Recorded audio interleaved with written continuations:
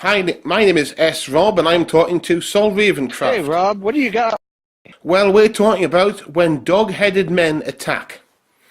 Now, as you know, we were both on the World Magic Movement episode when there was actually a type of dog-headed man attack. And we'll be playing that later on. But I want to describe a little bit the roots of the dog-headed men, the Cynephili.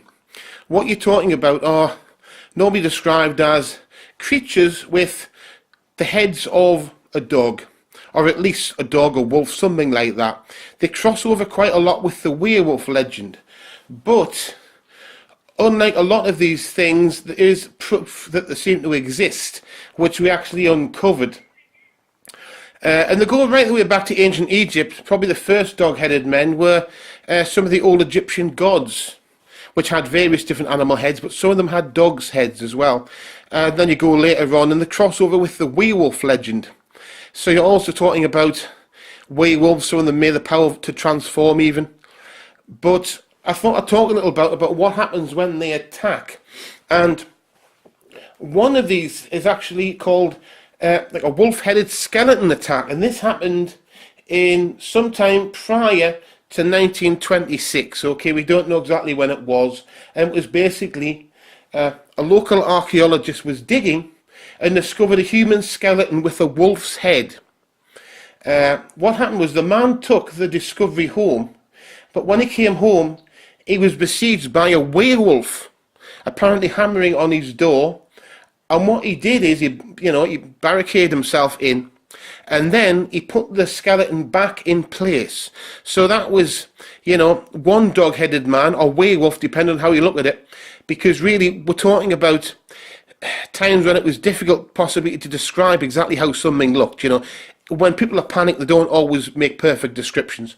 But that was described as a werewolf, but it was literally, a skeleton of a man with a dog's head. So you got a dog-headed man there, and protected by another at least similar beast. And that's a very interesting story there. I think you've got something actually attacking.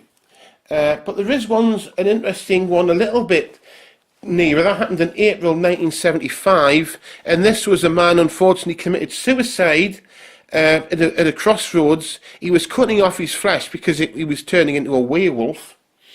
And there's other ones, there's the things of a weird cat, and other ones about a woman who said she saw a wolf's howl, or heard a wolf's howl. A grey man with a wolf's head, so you're really talking another one there. And that is an ex-mower, and that was in the 19th century sometime.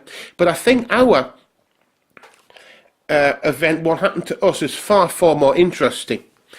Because you were there at the time, as I was, Yeah, and I think we should explain. This was on a World Magic Movement episode, a series you do together. And what basically happened was, it was a big ritual at the start that was done by me, a video occultism ritual, which is an area I invented, whereby people can create occultism by watching with intent. There's a bit more to it than that. And there was various different entities used, and it was to summon dogs-headed men, but also realise I need to make them more noticeable. Because like I do, cryptozoologists will say, well, how do we know these extra dog-headed men are yours? So I thought, and to turn the dog-headed men into transvestites, and I said to turn transvestites into dog-headed men, which I thought was quite clever. Apparently, some of the transgender people, which I was confused by because I wasn't really talking about them, were a bit upset by that. But the thing I actually found is you got a really strong response, because basically we end up having a conversation which didn't make sense and seemed to at the time, whereby we were talking to each other. It was recorded, in two places, an external mic and an internal mic on Skype. And when we played it back, you were talking with a different set of people to I was. That's, and basically what we've got on the episode is is not that conversation. We've had us talking about what actually happened at the time, because it was gobbledygook. There was no making any sense of it, Yeah, I don't know what your thoughts are on that, but I think that's probably the most interesting dog-headed man attack or men attack that I can think of, because it happened, you know, not that long ago. It was, you know, what was it, a few months back? It's not a long time. You know, because if you look, these things seem to be, you know, always in the past, these dog-headed men attacks. It's always like the 19th century, you know, before 1926. Okay, that's not that far back. But this one, 2018, it would be, you know, and that's a different thing altogether when you're talking, or maybe December of 2017, actually, maybe just.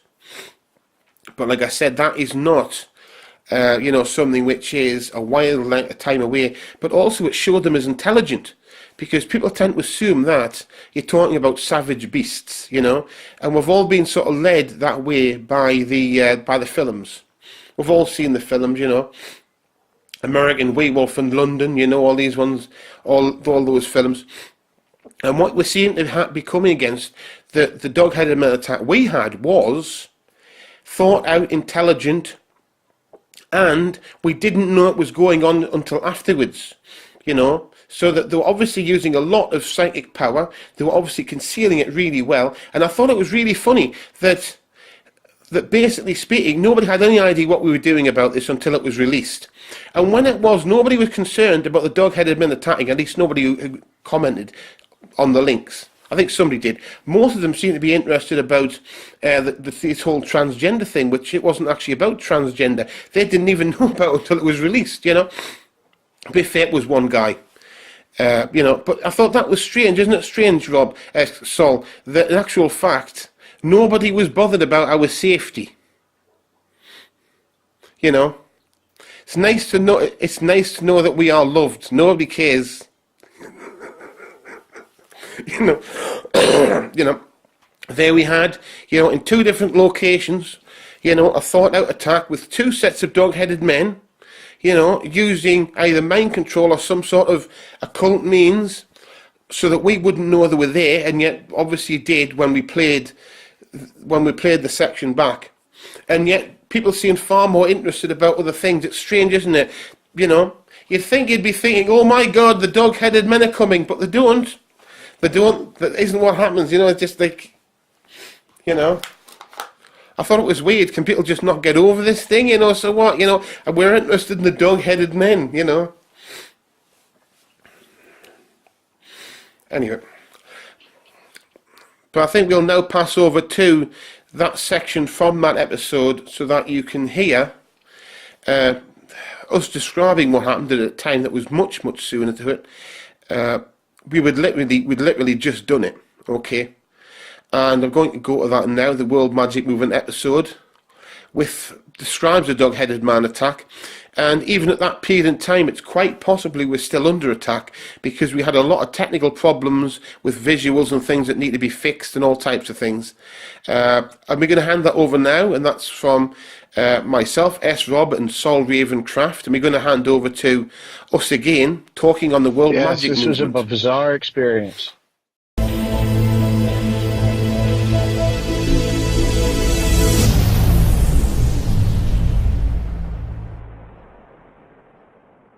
Well, my name is S.rob, and I am talking to Saul Ravencraft. Hello, Saul. Hello, Rob. We are, something weird happened. It did, yeah. We're re-recording this segment. And really what we're talking about is, I'll just say what happened first. When we recorded the segment, because this was actually recorded more than one at once. So at first it was fine. You know, everything was okay. And then something weird happened, Saul. We started having different conversations. Conversations that made sense, but didn't actually, not with each other. And first it was you. We planned to talk about dog-headed men. And then you started talking about dog-headed men. But for some reason, I was hearing something else. I was having a conversation with a different entity, as I believe were you. And then later on at some point, I started talking about dog-headed men. And, you know, it was weird. But what happened then was the Skype recorder went off, but my external track kept going. So it is weird. Honestly, what I think's happened is, I think it's some sort of a conspiracy because of because we both watched the ritual beforehand, The ritual with the dog-headed men and turn them into transvestites, and, to turn transvestites into dog-headed men and summon the dog-headed men. It was quite a elaborate ritual, but quite short. And what I think has happened is all the preparation, also probably the sending stuff by the internet backwards and forwards.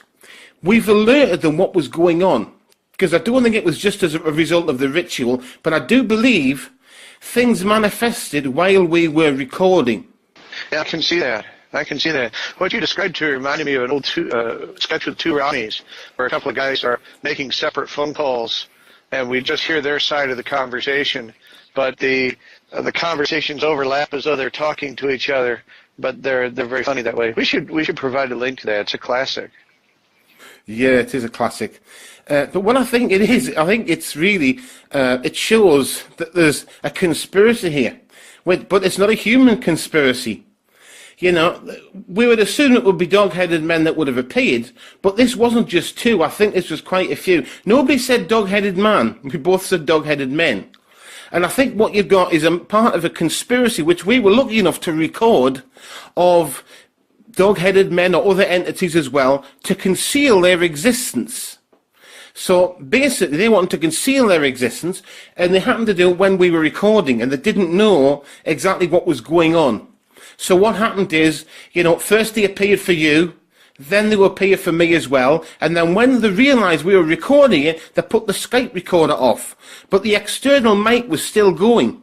So, well, and we've also been broadcasting into hell. We've been causing a good deal of disruption. I'm guessing there are a lot of entities that are wanting to mess with us a little bit. Yeah, exactly, yeah. I mean, in the ritual, I opened more than one gateway. I used multiple gateway entities. Two, actually, I believe. So what you're talking about is something that already had quite a lot of gates open. But I think it's fascinating, because it's very solid proof, isn't it, that, these things can manifest. It's proof to me, like you said, that we are actually broadcasting into hell, because people won't always believe us. Yes. Some people won't. But, it's proof that we're broadcasting into these places because they are starting to mess with us, To me, it's like, see if you were a person who was mad about ufology, and you see a flying saucer, everyone else will run away, but they'd be running towards it. And it's, it's that type of a situation. It was great. We were right there at the, at the centre of the storm. We were at the centre of the hurricane. We were right there. It's probably one of the most powerful occult experiences you can get, because they literally were able to attempted to conceal their presence. Right. So you've got really quite an organised, large-scale thing. Although I didn't experience any loss of time, and neither did you, because that would have been recorded if it were taken anywhere. No, everything seemed very coherent, and I was not aware that there was a problem until you contacted me and said that the recording was messed up. Yeah, that's the crazy thing. Neither was I. I thought we had a perfectly coherent... a conversation, and then you play it back and but this doesn't make sense. It makes you wonder how many times this happens on Skype. Well, and you and I have been struggling with Skype this morning.